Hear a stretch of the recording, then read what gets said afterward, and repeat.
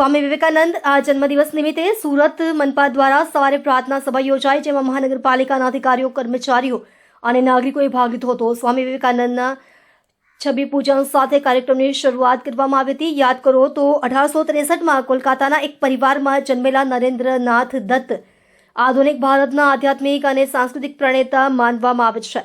માત્ર 25 વર્ષની ઉંમરે સંન્યાસ ધારણ કરનાર સ્વામીજીએ 1993માં શિકાગો ખાતે યોજાયેલા વિશ્વ ધર્મ પરિષદમાં ઐતિહાસિક ભાષણ આપીને ભારતીય જ્ઞાન અને આધ્યાત્મિકતાનું દુનિયાભરમાં ડંકો વગાડ્યો હતો.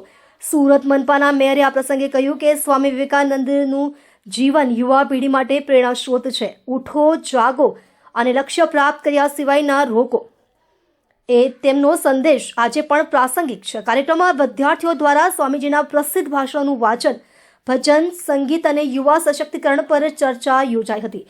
શહેરના વિવિધ વિસ્તારોમાં આયોજિત આ કાર્યક્રમોમાં શહેરીજનોએ ઉત્સાહપૂર્વક ભાગ લીધો હતો. ઉલ્લેખનીય છે કે સ્વામી વિવેકાનંદના જન્મદિવસને દેશભરમાં રાષ્ટ્રીય યુવા દિવસ તરીકે ઉજવવામાં આવે છે.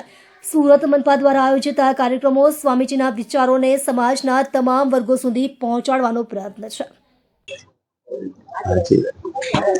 ये 12 જાન્યુઆરી વિશ્વ ગુરુ સ્વામી વિવેકાનંદની જન્મ જયંતિના દિવસે સુરત મહાનગરપાલિકામાં દર વર્ષે પરંપરાને ભાગરૂપે અમે સૌ જનપ્રતિનિધિ દ્વારા વિવેકાનંદની સૂત્રાંજલિ કરીએ છીએ, તેમનું વંદન કરીએ છીએ. સ્વામી વિવેકાનંદજીના સૂત્રો આજે પણ ભારતના નહીં પણ વિશ્વના યુવાઓને પ્રેરણા આપે છે. સ્વામી વિવેકાનંદની જ્યારે ગુલામીના સમયમાં ગાંધીજીની બુક્સમાં પણ લખ્યું છે, સ્વામી વિવેકાનંદના શબ્દોથી તેમને પ્રેરણા મળતી હતી. આજે પણ યુવાઓને પ્રેરણા મળે છે. સ્વામી વિવેકાનંદને આજના દિવસે મારે સમગ્ર યુવાઓને એક જ અપીલ છે, હજી પણ સ્વામી વિવેકાનંદને આપણે વાંચવા જોઈએ.